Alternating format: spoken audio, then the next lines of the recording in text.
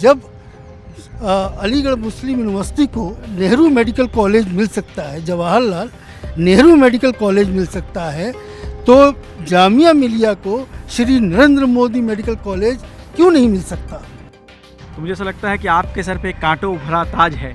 तो वो कांटों को फूल बना करके उसको देखता है, तब जा कर के ये कार्य जो है बहुत आसान हो जाता है। यहाँ बच्चे ज़्यादा हैं, बाहर के बच्चे आते हैं पढ़ने के लिए, उनको हॉस्टल्स नहीं मिलता है, उनको किराए में बाहर जाके रहना पड़ता है। 2000 लड़कियों के लिए हॉस्टल तैयार हो जाएगा।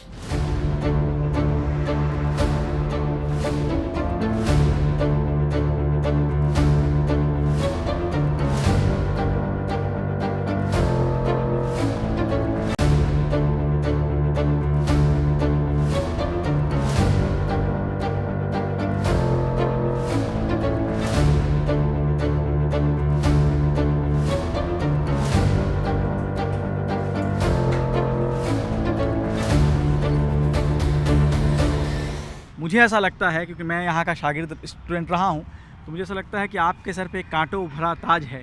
क्या कहेंगे? तो देखिए, कोई भी काम जो बहुत अहम होता है वो थोड़ा दुश्वार ज़रूर होता है, लेकिन जो व्यक्ति उस पोजीशन पे हो जिसने ये ठान रखी है कि ये बेड़ा हमें उठाना है, तो वो कांटों को फूल बना करके उसको देखता है, तब जा कर के ये कार्य जो है बहुत आसान हो जाता है। तो आपका जो ये कार्यकाल शुरू हुआ है एक ऑफिसिएटिंग वाइस चांसलर के तौर पर, क्या चैलेंजेस हैं अभी आपके ऊपर? देखिए, चैलेंजेस तो ये हैं कि एक रेगुलर वाइस चांसलर अभी छोड़ के गई हैं और हम अभी केयर टेकर की तरफ से हैं, ऑफिशिएटिंग वाइस चांसलर हैं।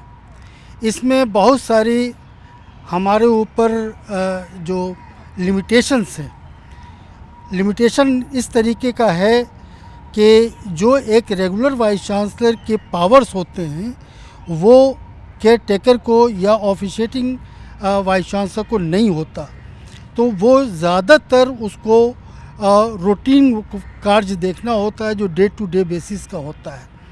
बहुत सारी चीज़ें ऐसी हैं जो उसको करना है और वो ये कह के टाल देता है कि ये हमारे जुरिडिक्शन में अभी नहीं आता। ये वजह है कि थोड़ी सी दुश्वारी पेश आ रही है। आप फैकल्टी ऑफ आप लॉ में आपने डीन का पद थे, उसके पद पे थे आप, और आप स्टूडेंट के बीच की स्टूडेंट की परेशानियों को समझते हैं। जब हम यहाँ पढ़ते थे और आज जब यहाँ से निकल के बाहर आ चुके हैं, तब भी एक सवाल बड़ा जामिया को लेके घूमता है, वो नेशनलिज़म का सवाल आता है। ठीक है, हर बार आप देखेंगे जामिया को लेकर सुर्खियों में जामिया रहेगा, नेशनलिज़म की चर्चाएँ होंगी। इस पर, इस तरह के टेक पर आप, क्योंकि आप स्टूडेंट के बीच में रहते हैं और सारी चीज़ों को आप देखते आए हैं, इन सब चीज़ों को कैसे हैंडल करेंगे? देखिए, ये एक बनावटी बात है। अगर जामिया को नेशनलिज़म के प्रश्न से अगर कहीं पे कोई निशानी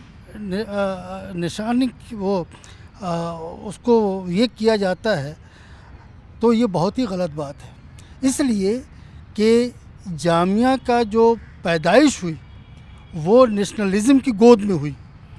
वो ज़माना था जिस वक़्त खिलाफत मूवमेंट का दौर था और हिंदुस्तान को अंग्रेज़ों के चंगुल से आज़ाद करने के लिए जो लोग बाहर आए और उनमें जो लीडर्स थे जिनकी क़यादत महात्मा गांधी कर रहे थे, अली बिरादरान कर रहे थे, हकीम अजमल खां कर रहे थे, उनके क़यादत के पीछे जो स्टूडेंट का तबका जो उनके साथ में चला, उसका आगाज़ जामिया मिलिया से हुआ।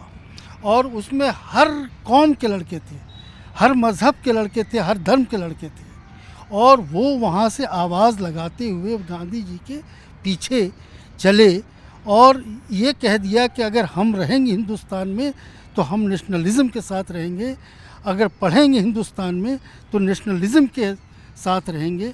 ये वक्त बदलता गया, लोगों ने थोड़ा तोड़ मरोड़ करके जामिया का कुछ दूसरा रुख दे करके बताने की कोशिश करते हैं। हम बार बार कहते हैं कि अगर नेशनलिज़म का कोई एग्ज़ाम्पल है देखना चाहता है हिंदुस्तान में तो वो जामिया के अंदर आकर के देखे।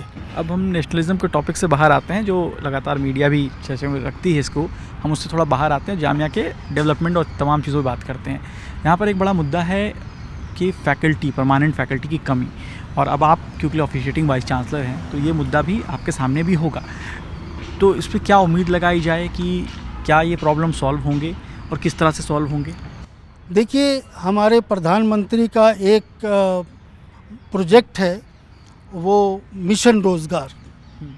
मिशन रोज़गार में प्रधानमंत्री के इस प्रोजेक्ट के तहत जो भी वैकेंसीज़ हैं, मिनिस्ट्री ऑफ एजुकेशन से डायरेक्टिव मिला है कि सारे वैकेंसीज़ भर दिए जाएं, और भरा ही नहीं जाए बल्कि मिनिस्ट्री को उसकी खबर दी जाए, और उसका मेला लगता है बाज़ाब्ता हर 15 दिन के बाद, और हमारे यहाँ से उसकी रिपोर्ट मांगी जाती है कि इस 15 दिन में आपने कितने अपॉइंटमेंट्स किए हैं। और वो सर्टिफिकेट आपको मैं बता दूं, आज प्रधानमंत्री के इस मुहिम से पहली दफ़ा हिंदुस्तान में ये हुआ कि अपॉइंटमेंट के बाद अपॉइंटमेंट का जो लेटर मिलता है वो प्रधानमंत्री को उस बाज़ार मेले से मिलता है। तो ये कहना कि अपॉइंटमेंट की बहुत ज़्यादा किल्लत है, ऐसा नहीं है। और जहाँ के ऊपर रिटायरमेंट ज़्यादा हुए तो सैंक्शन पोस्ट भेजी गई है। जैसे सैंक्शन आ जाएगा, मैं समझता हूँ कि सारे अपॉइंटमेंट्स जो है वो टाइम बाउंड बेसिस पे किए जाएंगे। मतलब जो लोग इस वीडियो को देखेंगे, उम्मीद है कि वो जो आप कह रहे हैं उससे उनको मतलब एक खुशी की उम्मीद उनकी जगेगी कि हाँ, यकीनन हमें एक जहाँ जहाँ वैकेंसी अभी हमारे यहाँ है, ऐसी चीज़ नहीं है कि वहाँ पे पढ़ाई का कोई नुकसान हो रहा हो। वहाँ पे कॉन्ट्रेक्चुअल और गेस्ट फैकल्टी, ये दो ऐसी तरीक़े हैं जो यूनिवर्सिटी ग्रांट कमीशन ने अपने रेगुलेशन में दिया है। और जहाँ भी रेगुलर फैकल्टी की कमी है, इस प्रोजेक्ट के तहत कॉन्ट्रेक्चुअल और गेस्ट फैकल्टी टीचर्स को रखा जाता है, और इसका भी सिलेक्शन उसी तरीके से होता है जैसे मेन सिलेक्शन होता है।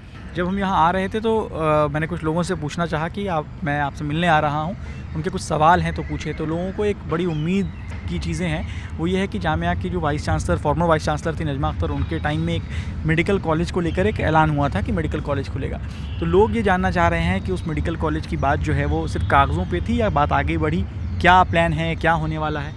देखिए, अभी तक तो जो हम लोगों के संज्ञान में है वो यही है कि सरकार ने मेडिकल कॉलेज का ऐलान कर दिया, यानी कि परमिशन दे दी। अब जो भी वाइस चांसलर रेगुलर आएगा, इसके लिए रास्ता हमवार हो गया है कि अब उस परमिशन के तहत वो उसकी ग्रांट सरकार से मांगे।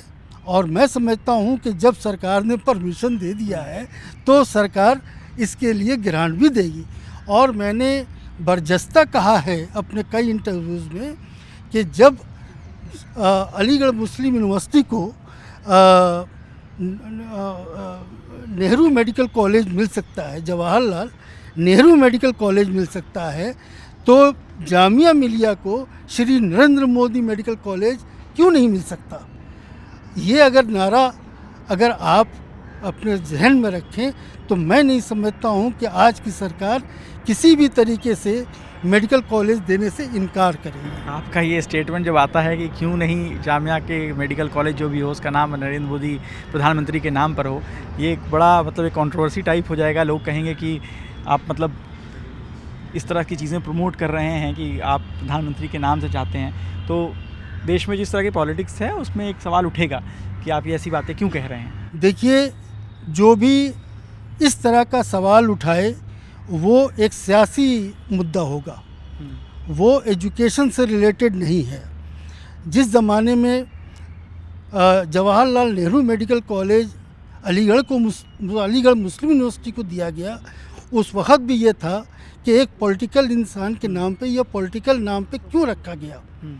लेकिन ये भी सोचने की बात है कि हमें तो सरकार पैसा दे रही है, यूनिवर्सिटी सरकारी है। अगर सरकार के नाम पे या प्रधानमंत्री के नाम पे अगर मेडिकल कॉलेज हमें मिल रहा है तो हमें तो मेडिकल कॉलेज देखना है या नाम देखना है। लेकिन नाम की बात तो आप उठा रहे हैं, लोग कहेंगे कि क्या ज़रूरत है, उनके नाम के बिना भी काम हो सकता है। देखिए, अगर कोई चीज़ मिलने में अगर आसानी हो जाए, हर आदमी चाहता है कि अगर हम पैसा दे रहे हैं तो कहीं तो ऐसा हो कि मेरे नाम की भी तारीफ़ हो, या ज़माना ये समझे या कौम ये समझे कि ऐसा नहीं है कि सरकार इसके साथ कोई भेदभाव कर रही है ना। भेदभाव की बातें भी करेंगे। एक बड़ा सवाल ये भी है कि जब मैंने आपको बताया कि लोगों से मैंने पूछा कि क्या सवाल पूछा जाए, उसमें एक सवाल ये भी था कि जो हॉस्टल्स का मामला है उसको लेकर भी है कि हॉस्टल्स, यहाँ बच्चे ज़्यादा हैं, बाहर के बच्चे आते हैं पढ़ने के लिए, उनको हॉस्टल्स नहीं मिलता है, उनको किराए में बाहर जाके रहना पड़ता है। उन चीज़ों को कैसे आप हैंडल करेंगे? मैं ये उम्मीद करता हूँ कि अगर आप परमानेंट हो जाते हैं, आप फुल टाइम वीसी होते हैं, तो कैसे हैंडल करेंगे? तो क्या इन परेशानियों को भी देख रहे हैं आप लोग? इस वक्त जहाँ 1000 लड़कों की पहले कैपेसिटी थी हॉस्टल की, इस वक्त तकरीबन 3000 लड़कों की, और कुछ हॉस्टल्स अभी भी बन रहे हैं। बहुत कम है फिर भी। हाँ, फिर भी कम है, लेकिन पहले से 3 गुना ज़्यादा है।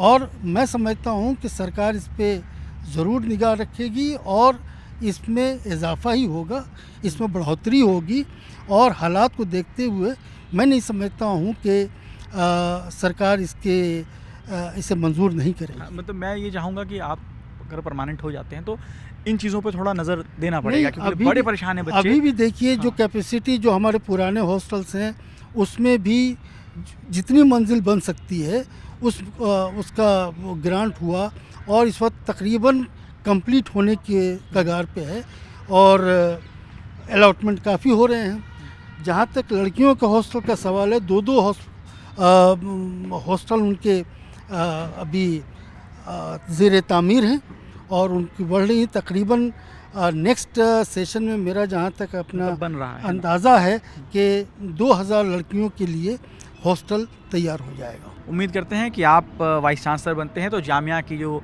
मुस्तकबिल है वो बदले, किस्मत और अच्छा हो और रोशन हो। तो हमसे बात करने के लिए सर बहुत बहुत शुक्रिया आपका। आपकी शुभकामनाओं का बहुत बहुत धन्यवाद। Thank you.